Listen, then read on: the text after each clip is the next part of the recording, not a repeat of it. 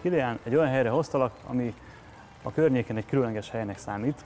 Nem tudom, hogy el tudsz-e képzelni olyat, hogy ne a kerékpár nyergébe üljünk egész nap, hanem valamilyen másik nyeregre átszálljunk esetleg. Hát azt látom, hogy lóra van lehetőség. Ez az aktív pihenés része lenne, és azzal kecsegtetett engem Karesz, hogy átnyergelünk. Én látom, hogy vannak itt lovak, de azt mondta, hogy más egzotikumokra is számíthatok. Igen, lovagolni is tudtok, hogyha szeretnétek, de például tudtok tevegelni. Van Tevegelni? két gyönyörű tevénk, igen. Jézus Isten! Úgyhogy azt is kipróbáljátok, és az állatparkban még nagyon sok szép állatot megnézhettek. Én jártam már itt, de amióta itt jártam, úgy tudom, hogy újak is érkeztek. Hát igen, vannak kenguruink, emuk, akkor lámáink, vannak mosómedvék, ormányos medvék, nagyon aranyosak.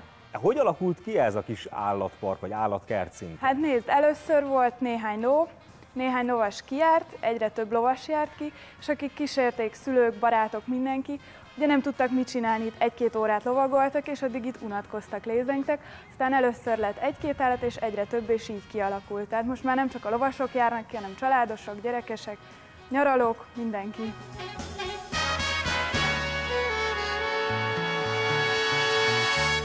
Hát itt van ez a szép kis teve, fiú vagy lány? Fiú, Szultán, 4 éves, és mint látod, nagyon kedves és barátságos, meg ilyen melegben elég lusta. Fel is van szerszámozva. Igen. Nincsen neki nyerge? Nincs. Csak ilyenkor, amikor csak így körbe sétáltatjuk, akkor nincsen. Csak majd abba a kötélbe kell kapaszkodni. Amúgy te megeltél már? Én igen, te még nem? Én nem, úgyhogy én ki fogom ezt használni. Hidd el, nagyon jó.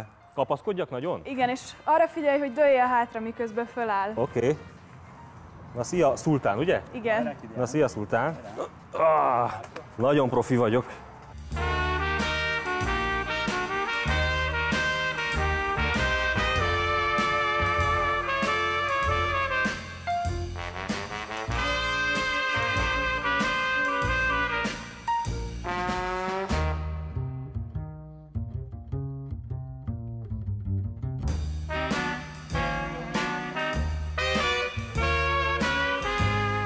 Miről lehet híres az Omnibus? Hát 2 lóval minden nap nyáron menetrendszerűen napi 3-szor kimegy, tesz egy kört a városban, a parton megy végig, és utána a hajóállomástól a városközpontig tesz egy kis kört, tehát bárki a városból, turista vagy helyi lakos is egyszerűen ki tud jönni autóba ülés nélkül, és ugye ki tudnak jönni az állatparkba, de hogyha csak egy picit szeretnének lovaskocsizni, akkor is hajóállomáson felszállnak, és a centrumban tudnak tenni egy kört.